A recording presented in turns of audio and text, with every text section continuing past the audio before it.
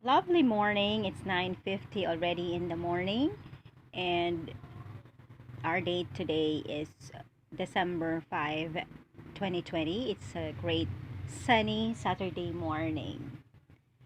And there, I have given you already, my dear brothers and sisters, as my contribution for those who are viewing my vlogs for preparation in this Advent season as we await Christmas, for you to be led to the sacrament of reconciliation, to give yourself and your soul some peace. No? Regaluhan nyo naman yung mga kaluluwa ninyo ng sacrament of confession and penance. No? So, examination of conscience, making use of the Ten Commandments.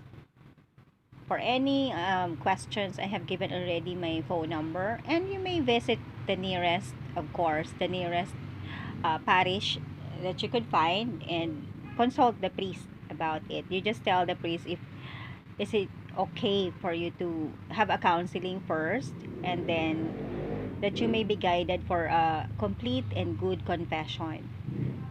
It's really pretty healing. Kaya nga siya tinawag na tribunal of God's mercy, for the very purpose that God knows already from the start pa lang, because of the original sin in Genesis,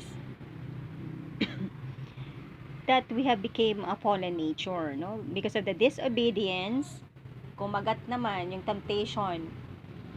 Sa temptation pala si Eve, no? So because of that, we became fallen natures. Nagkaroon ng malice, nagkaroon ng greed, selfishness, etc. in this world. Just because of a woman, no? Because of pride, nalinlang, uto-uto.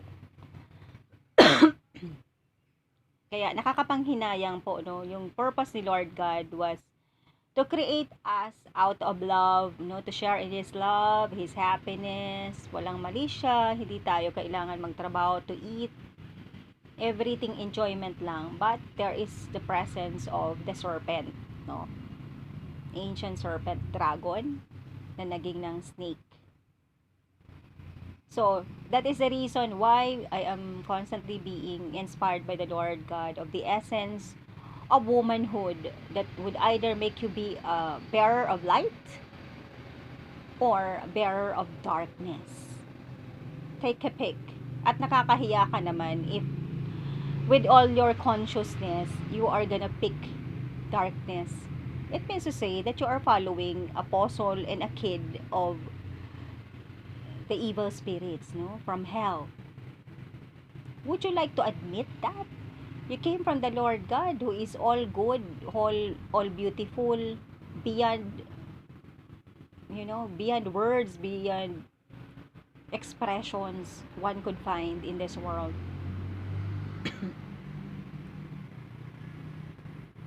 So, sana po may mga matouch man lang dun sa mga vlogs, some of the vlogs that I have already um, did.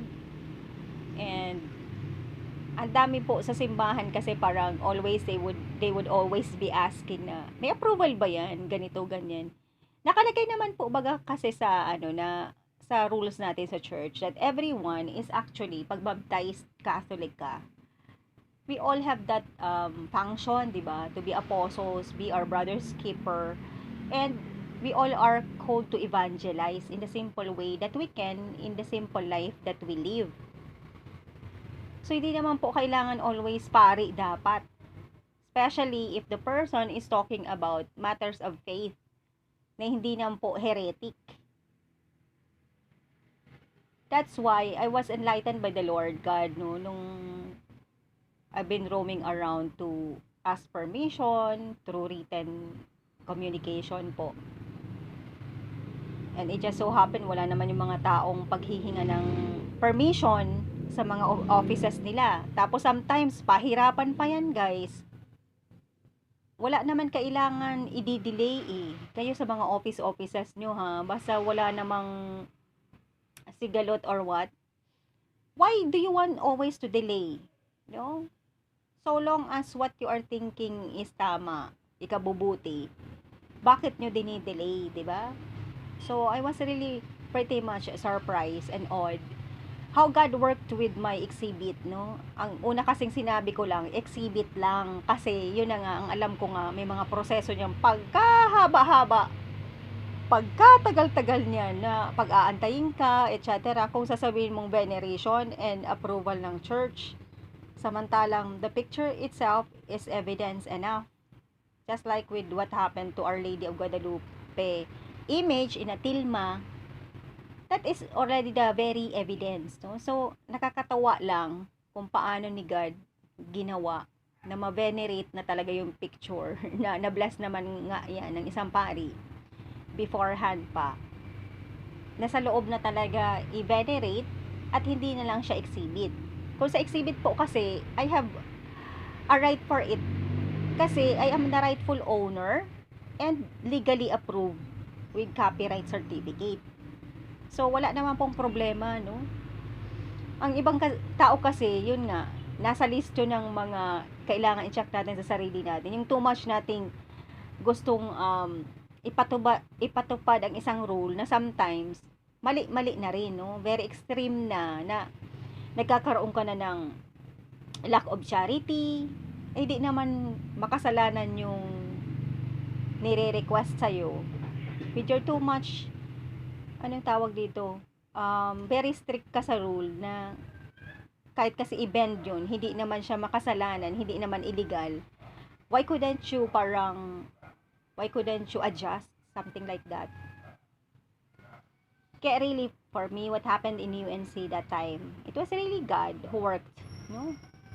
Kahit ang dami nangungontra na hindi daw ako may-ari nung picture, na nandun naman yung sa akin yung certificate and everything, no? Yan ang nangyayari sa mundong natin ito po, na yung mga owners na have to prove themselves. Ang galing-galing na po ng mga peke. Hindi lang po siya sinasabing imitation, pero fake talaga. No, it's really happening, no? Even in the hierarchy of our government setup. No? That is really the blockage, very great hindrance to the grace of the Lord God and to real progress. Sana po, lahat na yan, yung mga sinasabi ko dito as trying to be a preacher, no? Tingnan nyo na po yung nangyayaring pandemic, no? Yan na po ang pinaka-evidensya kung paano si Lord God, no, na-offend ng buong sangkatauhan. At imagine ninyo yung time ni Noah with the Noah's Ark, na ang gusto ni Lord God maubos na lang yung mga tao kasi nananalaytay sa isip, puso at kaluluwa yung demonyo, no? This is all came from God and owned by God, everyone. But apparently what's happening in the world, no? Laswaan, takutan, inggitan, selusan, nakawan, agawan ng partner, takam na takam kung ano yung para sa kapatid, sa pamangkin, sa friend, sa best friend, takam na takam ang mga sex organ. Nandyan si Beelzebub sa inyo. Pag ganun po yung feeling ninyo, namamanyak ka, kung sa kamay asawa, takam na takam. Magpa-exercise ka sa matinong pari. Pari ka, takam na takam ka. No?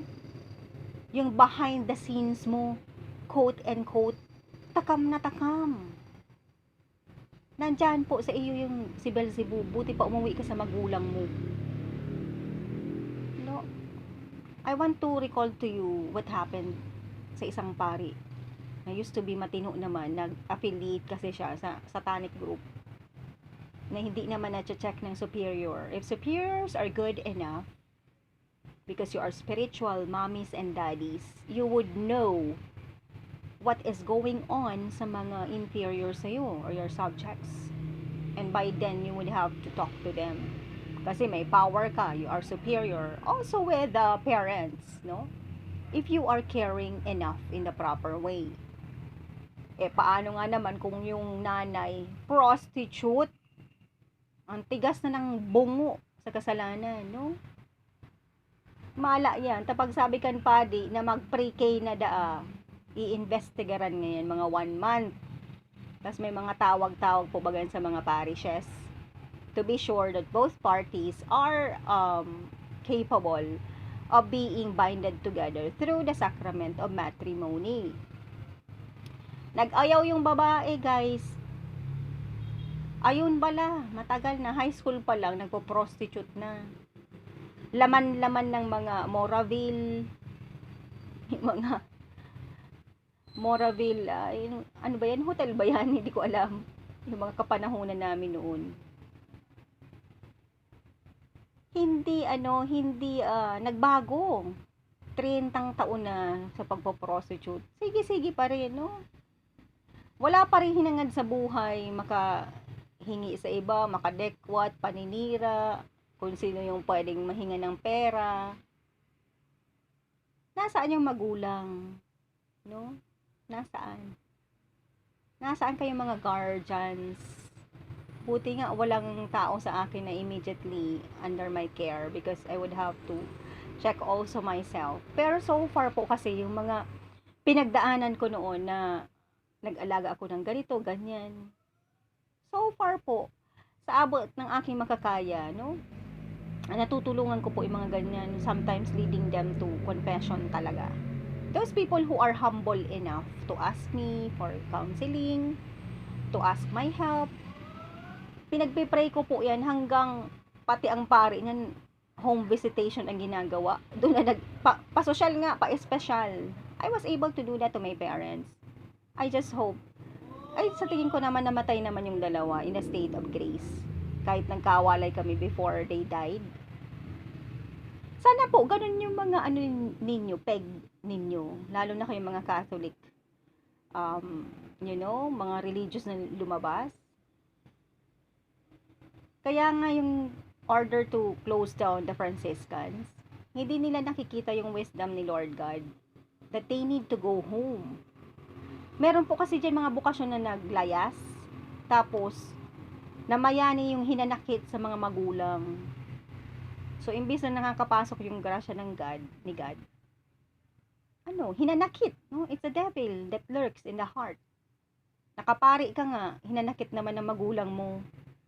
Somehow, you should have, strive and made efforts to reconcile with them, no?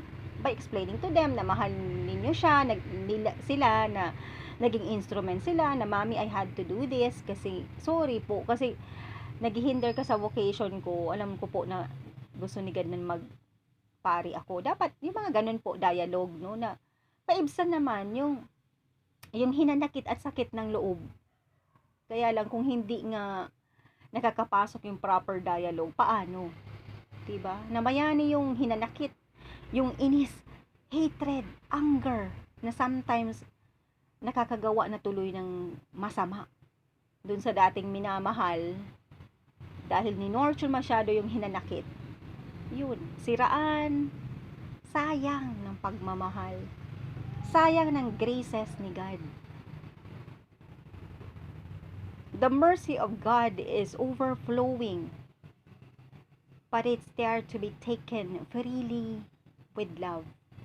You cannot obtain it if you do not want it, if you do not seek for it. Because of what? Because of the freedom and free will designed by the Lord God to each one of us. Diba? Look, my supposed to be husband exercise his freedom and free will to be with other women. Hindi ko yun hawak, my dear brothers and sisters.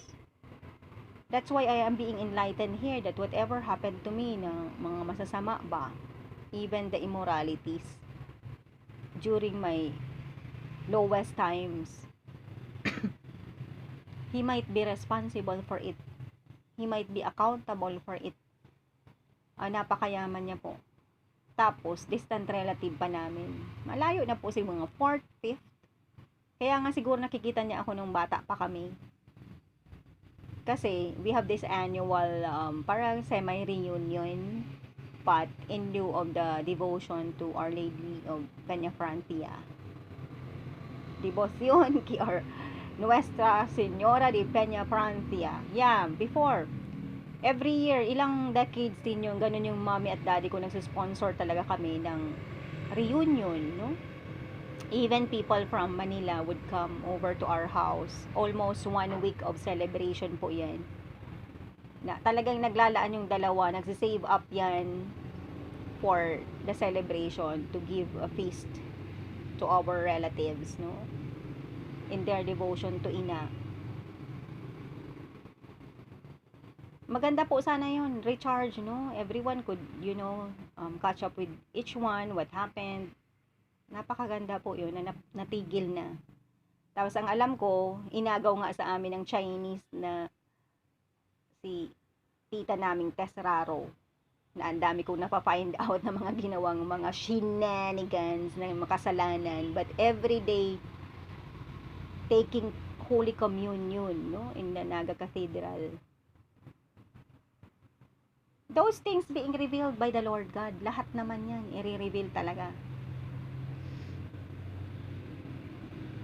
So going back, it's really the role of women, my dear brothers and sisters. You will find one vlog which I have recorded last night, no, about that. If you want to be happy for the rest of your life, never make a pretty woman your wife. Tingnan nyo yan. May nag-i-inspire lang po sa akin, sabi ko, because my best friend's wedding is one movie that I really liked. It really struck me in my heart. Parang ganun. Tapos, yung theme song, one of the theme song there is that one, no? Napakaganda ng nakalagay doon. Na, ang ibig sabihin naman kasi ng pretty, diba, pumayaman, physically, materialis o puertes, what Ian Angelo would say nga, pag-uragon, no? I've heard that Joey Mead has been comparing me. Of course, ang pangit ko daw, ganyan. O di sige, di ako yung ugly wife. Okay lang yan, kampante ako sa sarili ko. Basta alam ko lang, ang dami niyang ginawang krimen, no? And there was one priest, I think he is in Italy, I could not determine his name. Message me na yung situation daw ni Ian Angelo King at yun nga, si Joey Mead is to be subjected, supposed to be dapat for annulment. Kasi yung bestiality, because priests could also discern, diba? They also quest, even from Italy pa. It's already ground for annulment. Isa pa lang yun, bestiality pa lang. O ano pa yung mga abortions.